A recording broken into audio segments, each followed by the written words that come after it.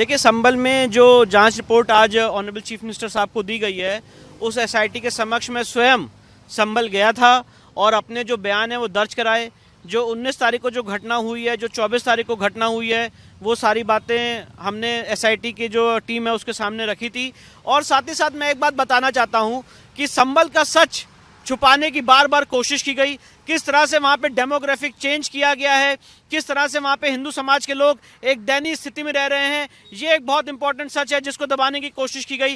किस तरह से इतिहास में वो एक हरिहर मंदिर हुआ करता था जिसको बाबर ने बर्बरता पूर्वक उसको तोड़ा और उसको एक मस्जिद में शेप देने की कोशिश की गई। ये संभल का सच है, इसको दबाने की कोशिश की गई। किस तरह से आर्कियोलॉजिकल सर्वे के लोग वहाँ पे संभल में अंदर नहीं जा पा रहे हैं, ये वहाँ का एक महत्वपूर्ण पहलू है जिसको दबाने की कोशिश की गई। संभल में किस तरह से जो एंटी नेशनल एक्टिविटीज हैं वो बढ़ी, किस तरह से वहां पे देश में जो विघटनकारी शक्तियां हैं वो वहां पे बढ़ी, ये एक बहुत इंपॉर्टेंट पहलू है। और जो लोग अपने आप को बहुत बड़े सेक्युलरिज्म के सूरमा मानते हैं, उन्हें संभल में जाके ग्राउंड रियलिटी देखनी चाहिए कि किस तरह से वहां पे आज हिंदू समाज के लोग एक सेकंड ग्रेड सिटीजन के रूप में अपना जीवन व्यतीत करने के लिए मजबूर हो गए हैं। क्या एक मुस्लिम डोमिनेटेड एरिया में हिंदू समाज के लोगों को फंडामेंटल राइट नहीं है?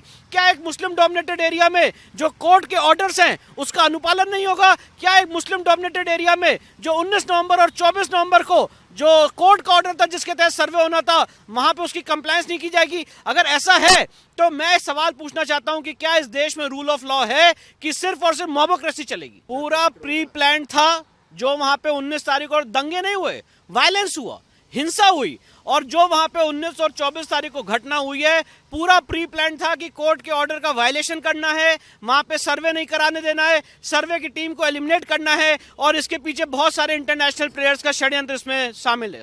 देखिए, जांच रिपोर्ट से जो फैक्चुअल बातें हैं वो सिद्ध होती हैं, और जब जांच रिपोर्ट खुलेगी, पेश की जाएगी, सबके सामने आएगी। अभी तो जो मीडिया के हवाले से चीज़ें आ रही हैं और जो हमने वहाँ पे बयान दी उसके आधार पे मैं बोल रहा हूँ, पर मुझे पूरा यकीन है कि जब ये जांच रिपोर्ट खुलेगी, जितने भी लोगों के मन में भय था कि विष्णु शंकर जैन गए, उन्होंने जय श्री राम के नारे लगाए और उसकी वजह से दंगा हो गया, ये जो झूठ बोला गया है, ये झूठ स्पष्ट रूप से सामने आएगा।